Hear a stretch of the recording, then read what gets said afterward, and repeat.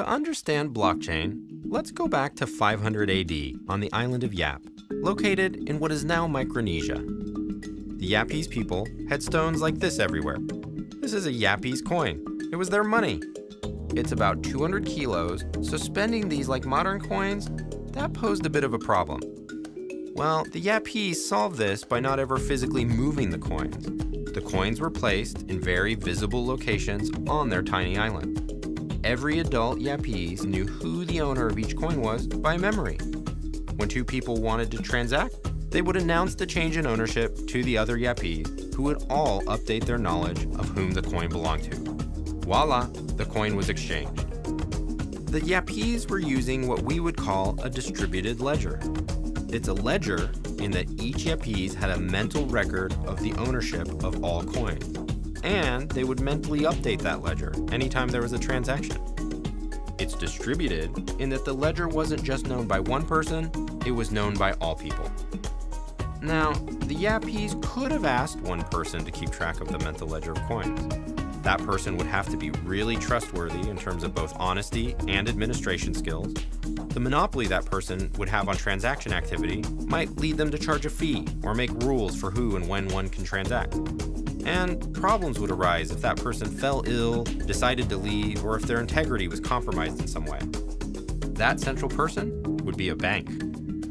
Distributed ledgers perform many bank-like functions without requiring trust in a central entity. In the Yapese example, a person can't tamper with the ledger and claim ownership of a stone that doesn't belong to him, lest all the Yapese come forward and contradict his claim based on their knowledge of the ledger, so fraudulent transactions aren't likely.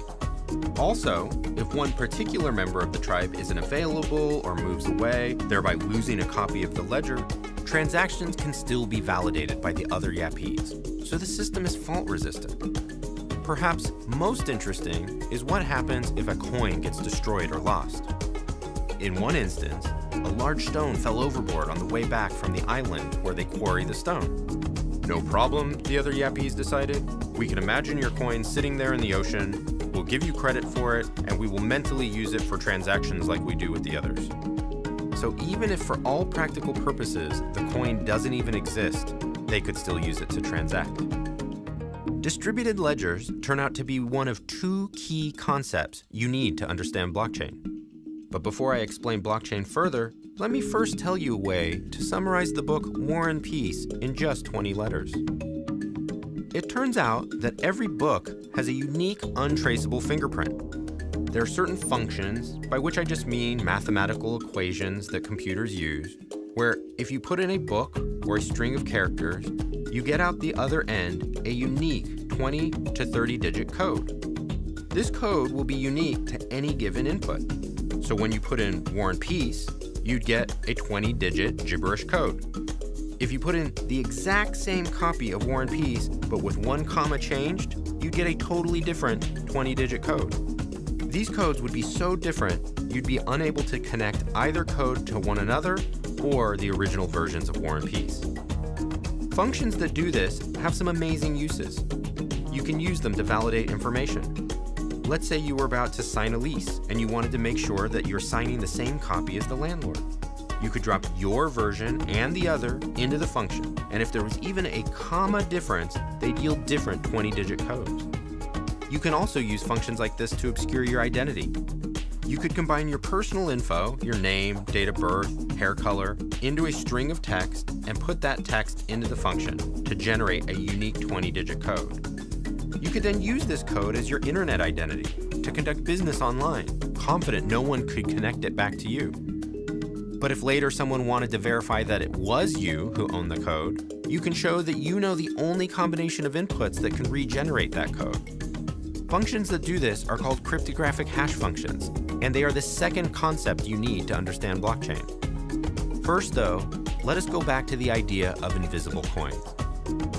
We know from the island example that a distributed ledger allows you to transact with coins, even if the underlying coins don't exist, just like the coin at the bottom of the ocean. We also saw how it is nearly impossible to steal coins. This was because each Yapese knows who owns a given coin and whether any transactions have changed that ownership. Now imagine that these ledgers, instead of being stored in people's heads, are stored in computers online around the world, managed by incentivized volunteers. It would still work just like with the island. Each computer would have a copy of the ledger showing coin ownership that's visible and known to everyone. Every time a person wanted to make a transaction, she would just announce to the computer network her intention to send coins to someone else. All those computers, upon hearing that announcement, would update their internal ledger by deducting a coin from her and adding a coin to the other person. We would only be missing two things to make this workable in the real world. First thing we're missing, we need a way to disguise the identities of people on the public ledger, since most of us aren't going to put our names and transaction history in public view. We can solve this with a hash function. Each person's identity details can be reduced to an unrecognizable 20-digit code, where only the owner knows the inputs required to generate the code, thus anonymizing participants. The second thing we'd be missing to make this workable is a way to quickly compare ledgers between computers, to make sure they're starting from the same version of the transaction record. We can also address this with a hash function. Each computer can turn its ledger, which is just computer text, into a 20-digit code and compare it with codes for ledgers on other computers. If the codes all agree, we know the ledgers are the same. If they're the same, it's likely they represent an accurate view of coin ownership. Implicitly, this makes it almost impossible to tamper with the ledger, because to do so, a person would have to tamper with 1,000 other ledger copies stored independently in computers around the world. We've just invented Bitcoin, the digital currency we've all heard so much about. Bitcoin is a shared distributed ledger to transfer invisible coins.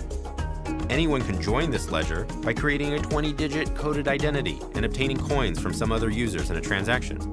Those concepts, the distributed ledger coupled with hash functions, those together are often called blockchain, or sometimes just distributed ledger. The first blockchain was built to enable Bitcoin, but blockchain can be so much more. To illustrate that, we need to see how modern airplanes have become just like iPhones. A year ago, I was taking a flight that had to abort takeoff by coming to a screeching halt halfway down the runway. The captain reassured us it was a minor problem with the wing. You know, the part that keeps the plane in the air.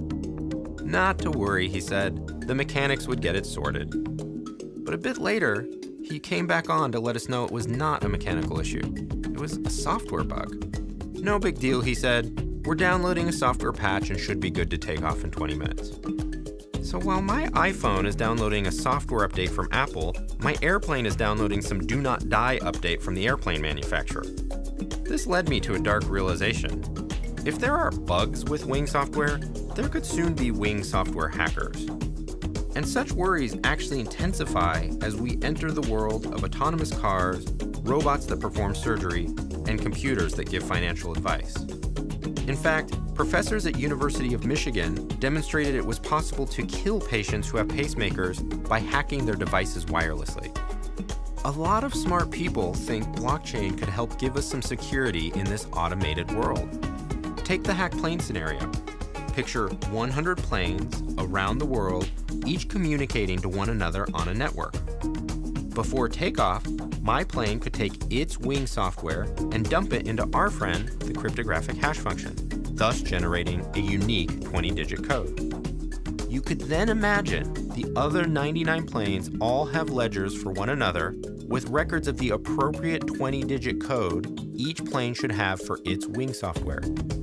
My plane could compare the code generated by its Wing just before takeoff with the code stored on ledgers in the other 99 planes. If the codes match, my plane can be sure that its software has not been tampered with. Why?